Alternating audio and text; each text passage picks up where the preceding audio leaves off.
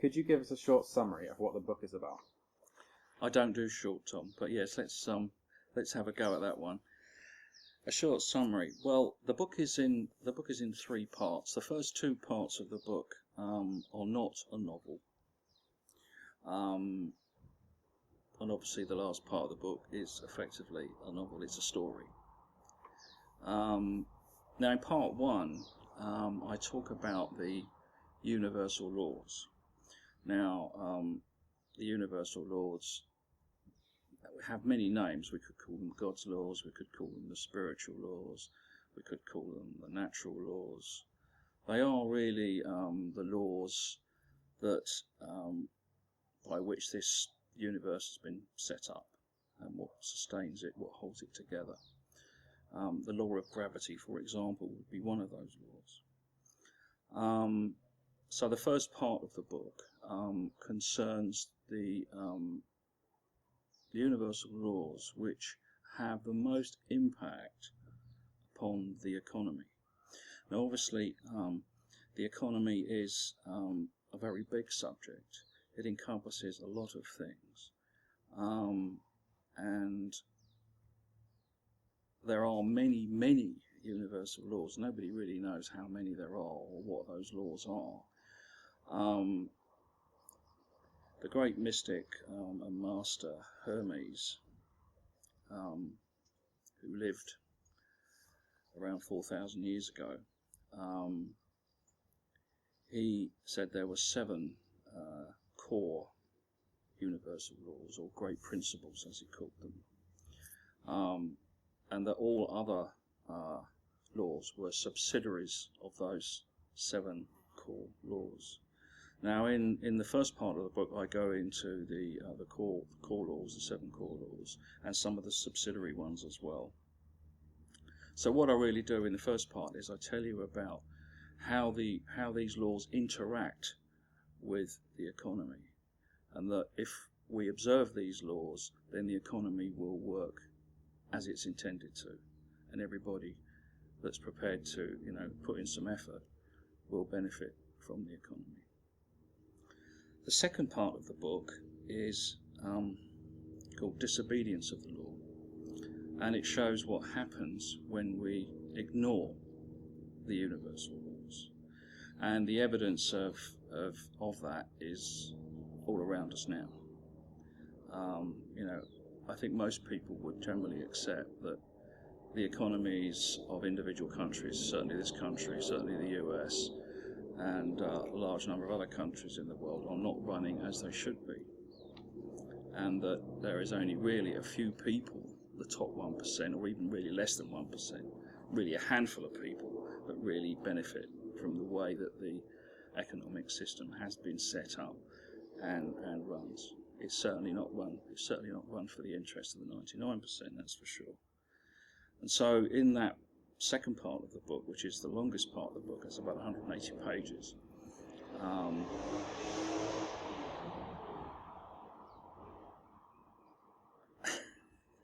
I explain exactly how, by not observing these laws, how things have gone wrong, how they've gone wrong. I also expose the fraudulent money system that we have, the fraudulent banking system, which is really nothing more than a giant Ponzi scheme. And I explain how the top 1% steal the wealth of the 99%. And I explain in some detail, but in ways that most people could understand, how this giant scam works. So that's really the short version of that. In book episode 3 is a story. It's set in an institution called the Academy of Saint Germain, which is in Wyoming in the USA. And this is an academy where students go to learn how to create abundance. And it's set 100 years in the future. And the story focuses around the students of one particular class who are under the tutelage of a Master Prospero. And Master Prospero has asked the students to give a talk at the end of the year about the what happened with the economy in the world from 2013 onwards for the next 100 years. Exactly how, what actually happened, the events that transpired, and really that is my wish list, if you like, of all the things that I would like to see happen, all the things that I think could possibly happen, and certainly the things that I would like to see happen. It's not a prophecy. It's a wish list. It's my own view of how I think things could go if we do things properly. And so the story is told through the lectures of those students. And right at the end of the book, there is a section called "What Can I Do?" A lot of people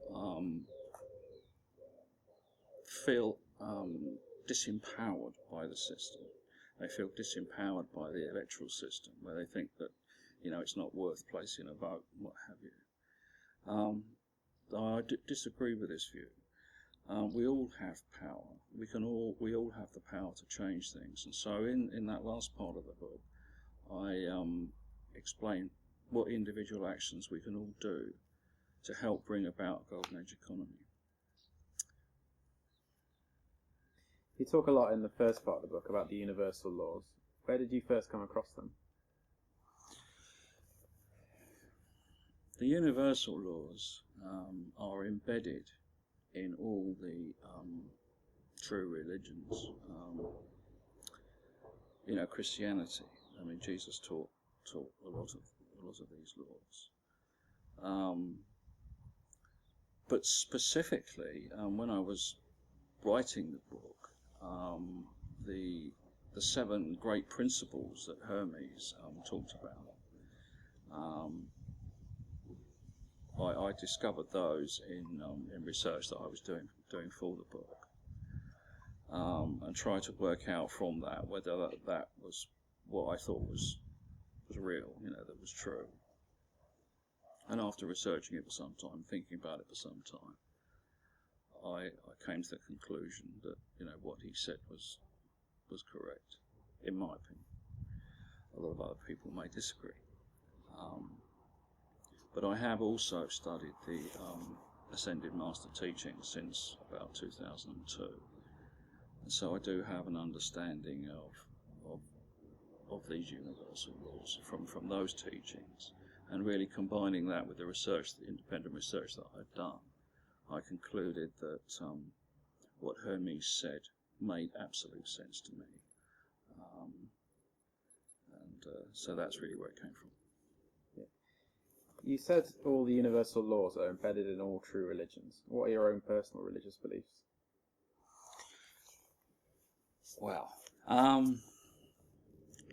Well, I was brought up in the Church of England. My father was he'd been a chorister. He was brought up in the Church of England, and I went to Sunday school. I actually helped to run the local church youth club, actually, when I was 17, 18. I used to have discussions with the local canon. We used to have a little group of us that we used to go to his house and have discussions on religious matters, all obviously within the realms of Christianity.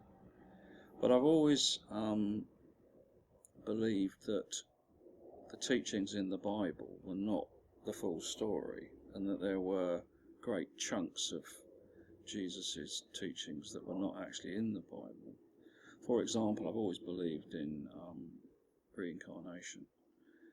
I've always believed in karma, stuff like that, which is not in the Bible. And I actually talk about that in the book. There's a whole section, big chapter in the book about karma and reincarnation, and how it got removed from the Bible, who did it, and why they did it.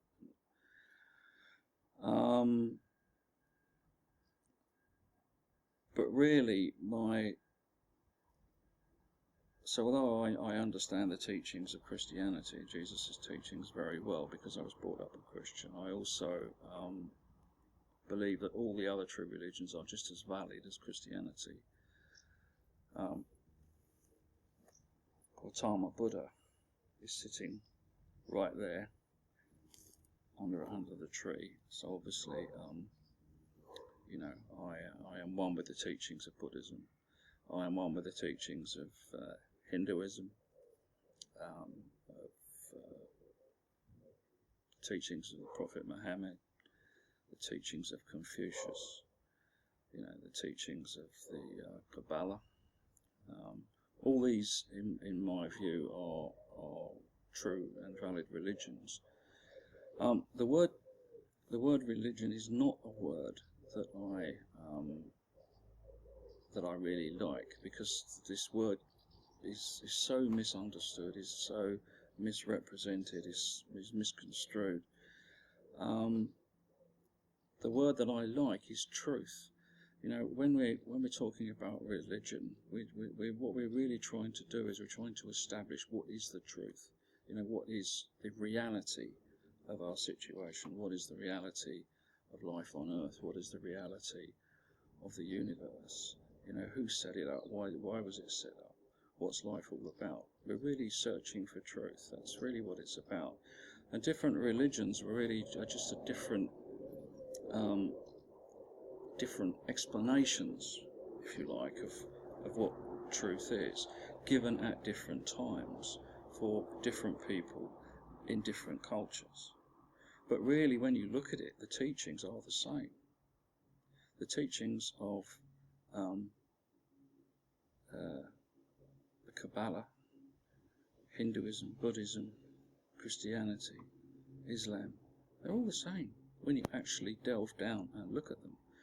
But what has happened is that a lot of people have taken these teachings over time and twisted them and perverted them. It's happened in every religion that you care to name. And so when the truth has been perverted, if you like, people then start to blame religion itself, or they start to blame God for the actions of other people who have tried to confuse us all and keep us down. And so religion's got a bad name. As I say, I don't like the word religion. I like to think of truth. If you were to ask me what my faith is, what I believe in theosophy. And theosophy is a Greek word which means, the divine truth. And that's really what I believe in. And I'm a truth seeker. Yes, that's what I am, a truth seeker.